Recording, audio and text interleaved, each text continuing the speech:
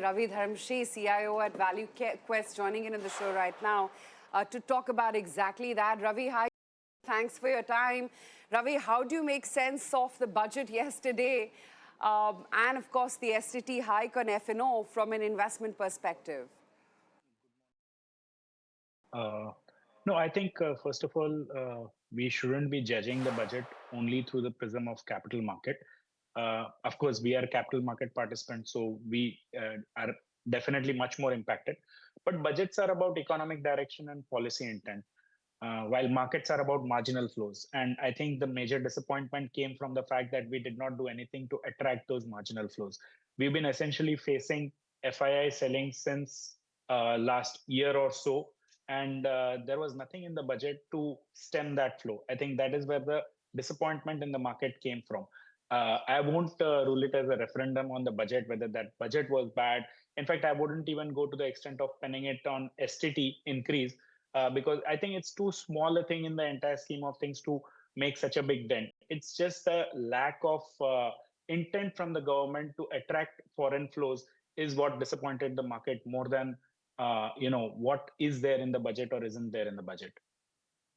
Absolutely, Ravi, and I think add to that, sentimentally, the markets are so fragile because of the global news flow, the outflows, etc. But that's exactly the point. What lifts the market sentiment, Ravi, from here, considering the budget failed to do so? Yeah, so I think let's first take budget. The budget is credible. The numbers are credible, whether it is the debt to GDP, whether it is the fiscal deficit, whether it's the capex increase, expenditure increase. Everything seems to be credible, and there is not much room government had in terms of increasing the expenses, and they have not done so. So from that perspective, at least there has not been too much largesse given, and the budget math remains credible. But for market to revive, I think we will have to become relatively attractive to the world. I think what we have been suffering from is the fact that our valuations were relatively very, very high, and then we saw a slowdown in earnings last year. Earnings are going to revive cyclically this year.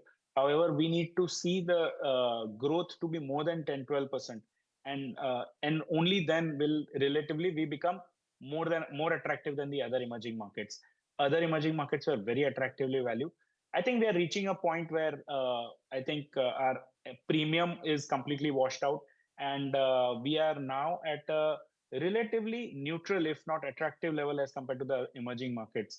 And I think a lot of steps government tends to take outside of the budget as well. So I won't rule out other sector specific moves which can revive the market. The biggest, of course, the event remains the US trade deal. European trade deal coming through, and budget, I think, did not do enough to revive the market. But I think US trade deal definitely remains a big deal. If and when that will happen, I think that should turn the flows back to positive in India. Do you think yesterday's reaction to PSU banks and defense stocks was little overdone, given the fact PSU stocks were down? I mean, there is a new high-level committee looking at how to do restructuring of PSU banks going forward, and also restructuring of the two mega NBFCs, PFC and REC. And in defense, we have nearly 18% capex, which has come on, which has been allocated by the government. These two sectors did fairly badly yesterday with respect to how they ended. So market reaction depends on the positioning. In fact, defense actually delivered. The budget actually delivered on the defense. But I think the expectations were running high. There were some expectations which said more than 20% or even as high as 25% increase in the defense budget. And I think because the expectations were so high that 18% does not look like a big number. But having said that, I don't think there is any change in the story in defense. It remains a multi-decade theme worldwide, and I won't be so worried about the reaction of the market on one-day basis. However, the valuations definitely do remain a challenge because a lot of the growth had been factored in. Similarly, in the PSU banks. In fact, if you see, these two sectors were one of the few sectors which were doing well, even in the face of markets not doing well. So I guess it's just the disappointment on the expectations which has led to these sectors turning dramatically down yesterday. But otherwise, the fundamentals of the sector still remain strong. Ravi, I'm not sure if I missed something from a decadal theme perspective. You have the knack of tracking that as well as identifying those. Anything that stood out for you from a theme perspective in the budget?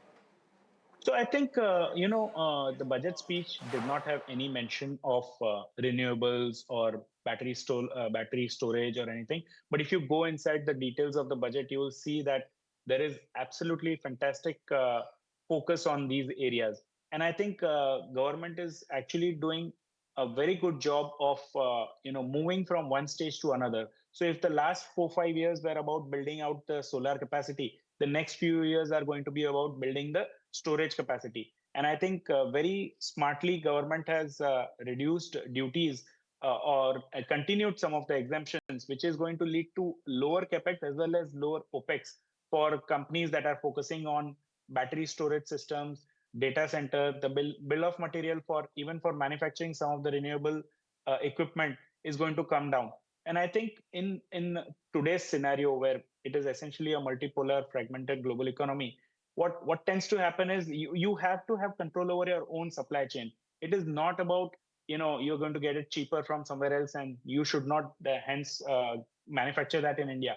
But we have seen today the supply chains are getting weaponized, and we want to avoid that scenario, especially in some core and critical sectors like energy.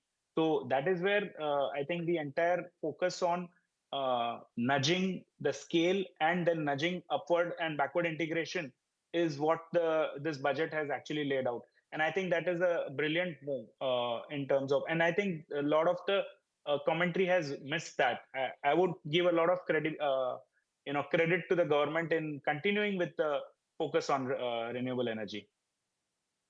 The only sector that stood out yesterday was IT. Is buyback clarification or change in accounting for taxation the only reason why IT is up, or you see a impetus to GCCs coming into play, more of a nudge for foreign IT companies to come and set up in India?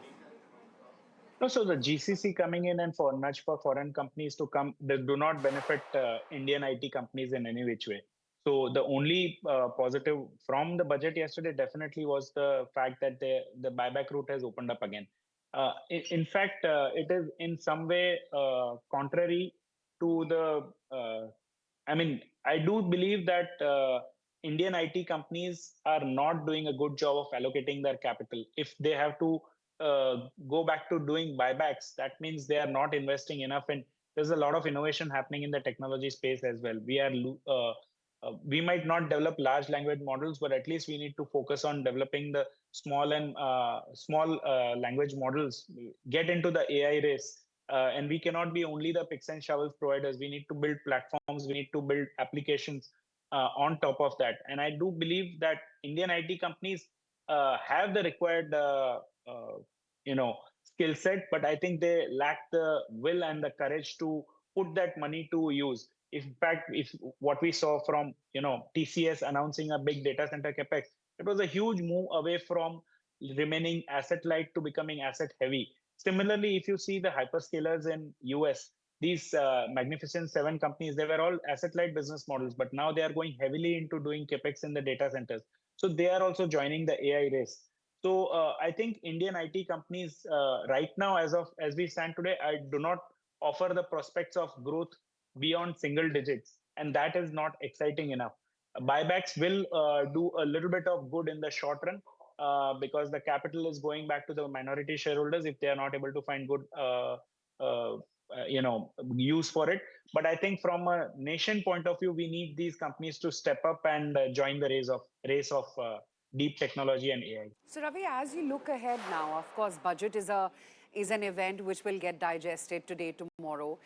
But as an investor, are you feeling positive about what the year holds and whether there's going to be a meaningful earnings recovery or not? So let's go back to why we saw this kind of market, where almost maybe at index, we might be down only 7, 8, 10%, but at broader level, we are down almost 30 to 40%. And the reason was essentially I would say, policy missteps on the part of RBI as well as government, where they failed to anticipate that where the election was there in 24, there was a 5-month period where government could not spend money, and RBI actually completely strangled the liquidity in the banking system, and that is what led to the slowdown. Now the slowdown takes time to revive, even though all the policy measures have been taken to revive that. It's taking some more time. And the other problem from the market's point of view was the high valuation.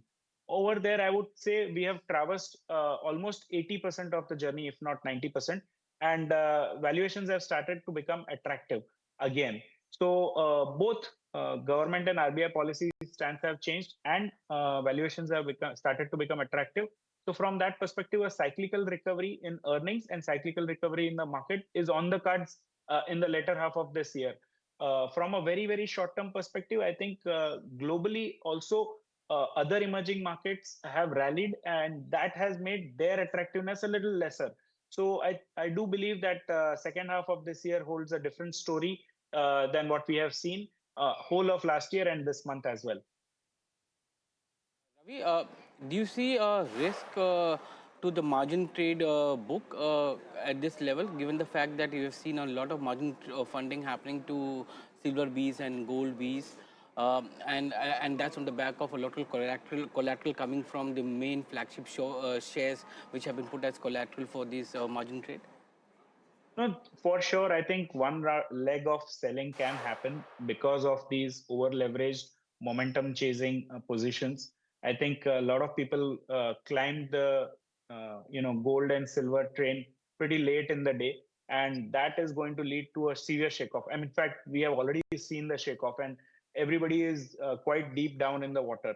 So this will have one round of liquidation, but that is from a longer term investor's point of view, that is actually an opportunity. We should be taking advantage of the fact that leverage traders are being forced to sell, and there is no consideration for the fundamentals or the valuations. So I do expect some amount of rub-off effect of that, but I don't think it will be market defining. I think for a long term investor, it's actually an opportunity. Okay, Ravi, so much to talk about, but we'll have to thank you on this note. Thanks as always for your time. Thank you so much.